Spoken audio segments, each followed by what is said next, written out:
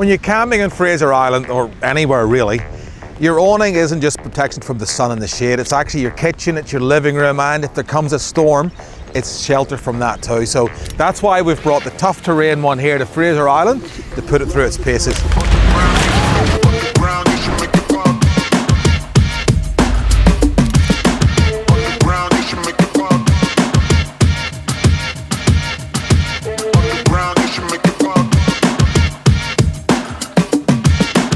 In today's episode, we're testing the brand new tough terrain awning from Outback Equipment. Now, what better place to do it than on the amazing Fraser Island? We've been here for a couple of days and we've been putting this thing through its paces. So we're going to show you how easy this thing is to set up, to pack down. We're going to look at the build quality, we're going to look at the features in it and all the accessories that come with it.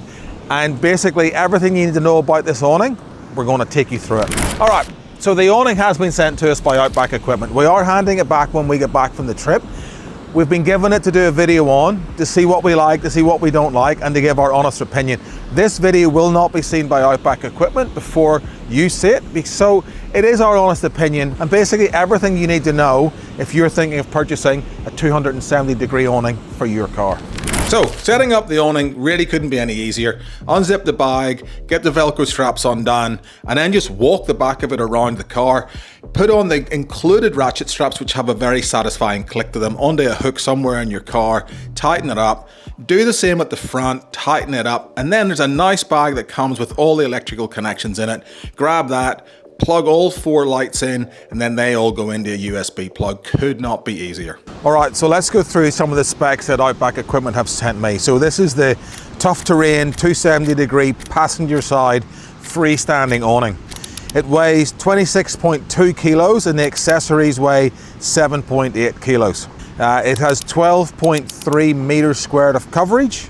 Aluminium frame, 320 GSM ripstop polyester. It is waterproof, it is water repellent, and it has a UPF of 50 plus. That's going to protect you from everything there.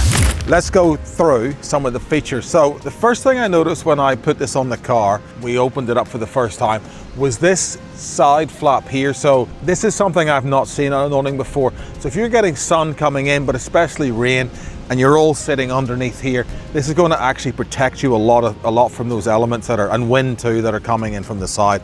It actually fills up that gap a lot in front of the car. Now, on the awning itself, it does have zips all the way around, so I would imagine in the future there's going to be walls that will be available for this.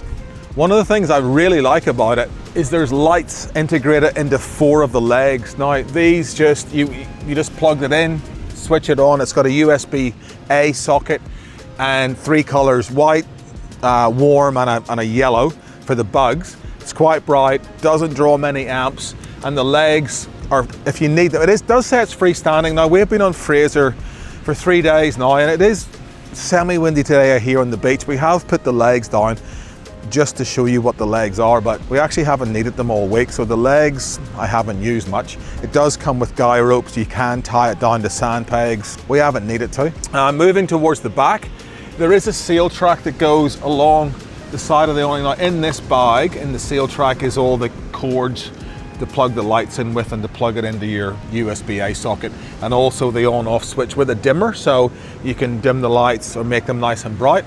It does go straight across the back of the car, and yeah, look, it tensions up really nicely. We haven't had any rain yet, so I can't talk about, I mean, I'm sure it's waterproof, but how it runs off. A couple of the awnings I used to have, they used to pull a little bit in the middle of it, but these, as a lot of awnings do, they come with another strap on the side, so you can make a rain gutter and put an extra couple of ropes down if you need to. Look, all in all, I actually really like this awning. It's the weight's probably on the good side, because a lot of these style awnings tend to be very heavy. I like the way the legs are integrated in, so if you do have a bit of weather come through, you can just strap everything down, and you know you can still shelter underneath here, and you're gonna be dry at least, and you're gonna be under lights. It is easy to pack up, I think. It all just folds in. The straps are all, you got that loop with the Velcro strapping down. The case, the cover for it could be 5% bigger when you're packing it up. It is quite tight, but once you get it packed up, it's actually a really small profile. It looks quite, it's nice, sits on the car nicely. So I kind of wish the bag was bigger, but on the other hand, I don't. What I do like on the ends of the bags, the zips can fold up in and you Velcro it underneath so you can't see the zips when you're driving around. Not that that's an issue, but I just think it looks neater. All in all, I actually, as the time has gone on with the Fraser trip, and I've put this awning out 4 or 5 times, more than that, probably 10 times now, I really am starting to really enjoy it. It's just easy to set up, it's easy to pack down, and it's not as heavy.